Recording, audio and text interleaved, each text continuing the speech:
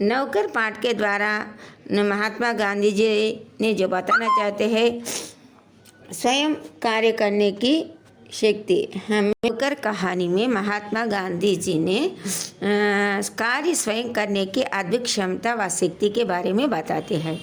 गांधी जी अपना काम स्वयं अपने हाथों से करते थे।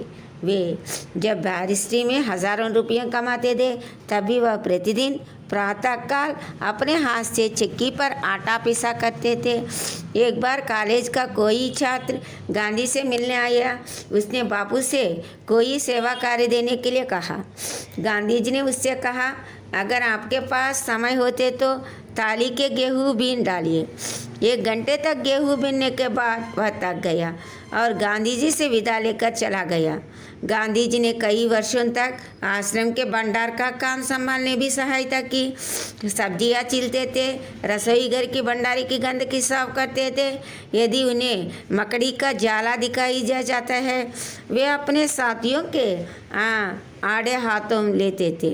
वे प्रायः आश्रमवासियों को स्वयं भोजन పరుస్తే ఈ పాఠం ద్వారా గాంధీ గారు మనకి ఏం చెప్పారంటే, ఎవరి పనులు వాళ్ళే స్వయంగా చేసుకోవాలి, దానివల్ల 1000 రూపాయలు ఖర్చు కాకుండా ఉంటుందని. ఆయన కూడా అంతే, చదువుకునే రోజుల్లో గాంధీ గారు ఆయన దగ్గర ఉన్నప్పుడల్లా గోధుమలు విసురుకుంటూ ఆ గోధుమలు పిండి చేసుకొని ఆ పిండితో చేసుకునేవాళ్ళు. అట్లా ఆశ్రమంలోని వచ్చాక కూరగాయలన్నీ తరగడం, వంటింట్లో శుభ్రం చేయటం, మళ్ళీ ఇంకా ఫ్రెండ్స్ అందరూ కలిసి సహాయం చేయడం, ఒక చేయి వేయటం పనులు ఇలా చేసేవాళ్ళు. వంట పని అంతా కూడా చేసుకునేవాళ్ళు. आश्रम में एक नियम के अनुसार सब लोग हमने अपने बर्तन स्वयं साफ करने होते थे. పాత్రలన్నీ అందరూ కూర్చొని తోమేసేవాళ్ళు. रसोई के बर्तन बारी बारी कुछ लोग दल बांध कर धोते हैं. एक दिन गांधी जी ने बड़े बड़े पतीलों का साफ करने की काम स्वयं संभाल की है. పెద్ద పెద్ద పాత్రలు వేసుకొని మరి ఎంతమందికి వంట చేయాలి కదా, అంతా కూడా శుభ్రం చేసేవాళ్ళు అనమాట. गांधी जी का संतोष नहीं होता था. आश्रम के लिए बाहर बने कुएं में पानी खींचने का काम भी गांधी जी रोज करते हैं. బయట బావులు ఉండేవి కదా, ఇప్పట్లాగా మున్సిపల్ వాటర్ సిస్టమ్ లేదు కదా. ఆ నీళ్ళన్నీ తోడటం, అందరికి కావాల్సిన దైనిక కార్యక్రమాలకి వాటికి ఉపయోగించుకునేవాళ్ళు అనమాట. ఈ విధంగా శారీరక శ్రమను కూడా ఉపయోగించుకుంటూ ఉండేవాళ్ళు. आश्रम का निर्माण हो रहा था. मेहमानों की तंबुओं की सोना पड़ता था. एक नवागत ने अपना बिस्तर लपेट पर वही रख दिया और यह पता करने चले कि उसे कहाँ रखना है. गांधी जी ने जब बिस्तर को वहाँ पड़े देखा, उन्होंने बिस्तर के अपने कंधे पर रखा था. ఎవరి బెడ్డింగ్లు వాళ్ళ తల కింద పెట్టుకొని పడుకునేవాళ్ళు అనమాట. అంతేగాని వాటి కోసం వేరే ఉండేవి కాదు. अपना कार्य एक बार गांधी जी भारतीय प्रवासियों को मांगों के ब्रिटिश सरकार से सामने रखने के लिए लंदन गए. वहाँ उन्हें भारतीय छात्रों ने भोज पर आमंत्रित किया है. छात्रों ने इस अवसर पर स्वयं शाकाहारी भोजन तैयार करने की निश्चय किया. गांधी जी शाकाहारी भोजन को तैयार करने की सहायता के लिए स्वयं करते हैं. ఈ విధంగా ఆయన సహాయం చేస్తూ ఉండేవాళ్ళమాట. जातिगत भावनाओं को समाप्त करने की प्रयास भी है. जब गांधी जी किसी सहायक को रखने के लिए आवश्यकता होती, तब गांधी जी ने किसी हरिजन को रखने का आग्रह करते थे. वे नौकरों को वेतनभोगी मजदूर नहीं, अपने भाई के समान मानना पसंद करते थे. इस प्रकार गांधी जी ने एक बार भारतीय सज्जन ने काफ़ी दिन तक रखने बाद गांधी जी ने उन्होंने उस घर में नौकरों से कहा, मैं आप लोगों का अपना भाई समझता हूँ. अपनी मेरी को सेवा की है, उसका प्रतिदान देने की समझ मुझ में नहीं, पर ईश्वर आपको पूरा फल देंगे.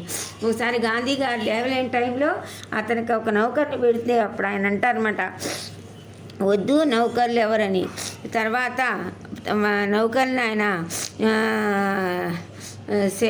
మిత్రుల్లాగా చూసేవాళ్ళు.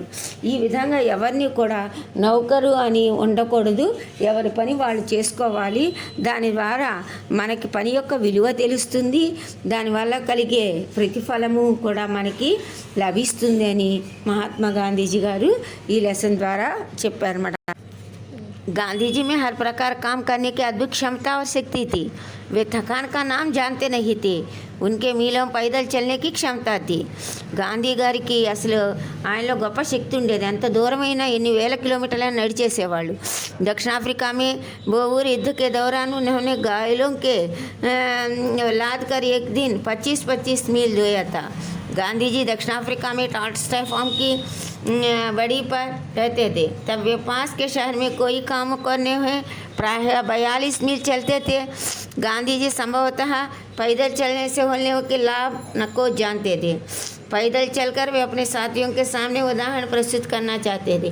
गांधी जी को पैदल चलना देख उनकी साथी उनकी खुशी खुशी अनुकरण करते हैं। पैदल चलने से बहुत लाभ है। पैदल चलना अपने आप में एक बहुत अच्छा व्यायाम है। इसके शरीर स्वस्थ रहते हैं, मन प्रसन्न होता है और काम करने में मन लगता है। पैदल चलना अपने आप में एक ऐसा व्यायाम है जिसमें बच्चा बूढ़ा अपना जवान सभी आसानी से भाग ले सकता है। पैदल चलना एक ऐसा वरदान है जिससे सभी लाभ उठा सकता है। ऐसी औषधि है जिसके लिए कुछ भी खर्च करना पड़ता है, उसका परिणाम सदा अच्छा ही नहीं। संक्षेप में पैदल चलना हमारे लिए बहुत ही लाभकारी होती है। महात्मा गांधी जी के द्वारा अनेक सूचनाएं भी हम स्वीकार करना चाहिए है। इस नौकरी के पाठ के द्वारा गांधी जी ने सभी को आदर करना, सभी को साथ मिलकर काम करना, ऐसी भी को हम सीख सकते हैं। नौकरों को हमें वेतनभोगी मजदूर नहीं, अपने भाई के समान मानना चाहिए। इसमें कुछ कठिनाई हो सकती है, फिर भी हमारी कोशिश सर्वदा निष्फल नहीं हो जाएगा। गांधी जी ऐसा क्यों कहते होंगे? तर्क के साथ నౌకర్లంటే వేతనం కోసం పనిచేసే వాళ్ళు కాదు, మన సోదరులతో సమానం। వాళ్ళు మనకి కోసం ఎంతో కఠినమైన పరిస్థితులు ఎదుర్కొని మనకు సహాయం చేస్తారు కాబట్టి వాళ్ళని మనం మిత్రులుగా చూడాలి అని చెప్తారు ఈ పాఠంలో।